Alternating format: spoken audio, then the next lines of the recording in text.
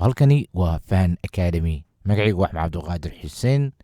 waxaynu guda jirnaa barashada buugaagta loo yaqaano English 8. waxaynu maraynaa Standard 2 oo ah buugga labaad. Lesson 5 casharka shanaad. casharka shanaad ciwaankiisu waxaa weeyaan one and many. one and many. hal iyo wax badan. one waa wax hal ah, hal shay ama hal qof. many waxaa weeyaan wax fara badan. intaynu hore gelin darsigeena, haddii aad doonayso inaad si online luqadda Englishka ku barato, inagala soo xiriir WhatsApp nambarka shaashada ku qoran si aynu kuu siino macluumaad dheeraad ah. mahadsanida. haatanna kusoo dhawaada cashirkeena. one many. one waa shay keligii ah, manyna wax fara badan weeyaan. This is a child. These are children. This is a man. These are men. This is women. These are women. This is kani waa a child. cunug. This is a child. kani waa cunug. These are kuwani waa children. caruur. Child waa hal cunug. Children waa caruur fara badan. marka one and many. This is a man. This is a man. kani waa nin. These are men. kuwani waa niman. This is a woman. These are women. This is a woman. tani waa naag. These are women. kuwani waa naago fara badan. In the above sentences, the words for many and are as follows.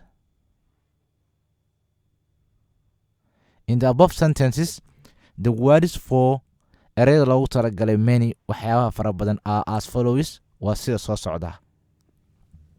markuu one yahay ama keli yahay waa saan, markuu many yahayna waa kuwan. one many.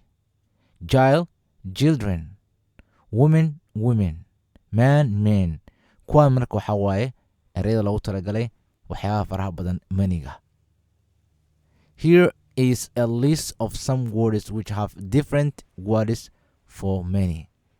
Here is halkan waxaa ahaaday a list of some words ereyo qaarkood which have leh different words ereyo ka duwan for many ee loogu talagalay ereyo nooc kale ah ka duwan ee kuwa wanka ah.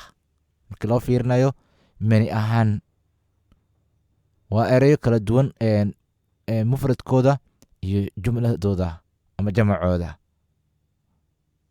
tusaale, child siduu qoreen fiiri, jamac noqona children.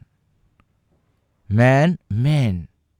marka wanka iyo manigii way kala duwan yihiin.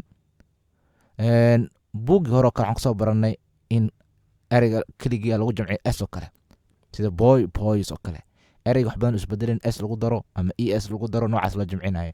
hadda laakiin kan keliga iyo kan jamaca ah way kala duwan yihiin. women women. tools teas.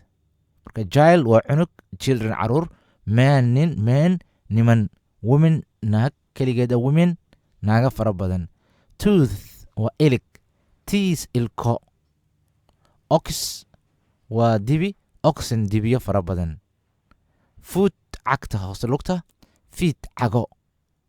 marka ereyadan jamacooda uu ka duwan yahay midka mufradka ah. sa aragtaan